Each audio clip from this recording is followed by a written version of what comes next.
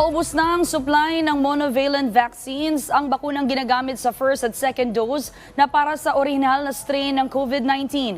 Ayon kay Health Undersecretary Eric Tayag, base sa kanilang inventory, ang Calabarzon na lang ang may natitirang supply nito. Sabi pa niya, noong nakarang linggo ay nasa 200,000 na lang ito at posibleng naubos na rin ngayon. Bukod dito, halos ubos na rin ang bivalent vaccine, ang bakuna para sa original strain at Omicron variants na para naman sa healthcare workers, senior citizens, immunocompromised o may comorbidities. Paliwanag naman ni Tayag, hindi nabibili ang gobyerno ng monovalent vaccines.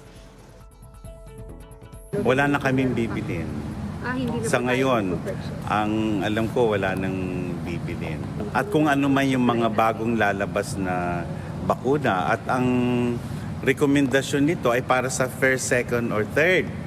So ibig sabihin, yung hindi nakatanggap ng kahit isa dalawa, hindi na sila mababakunahan. Umaasa kami sa daming mga nabakunahan sa ating bansa ay sapat na yon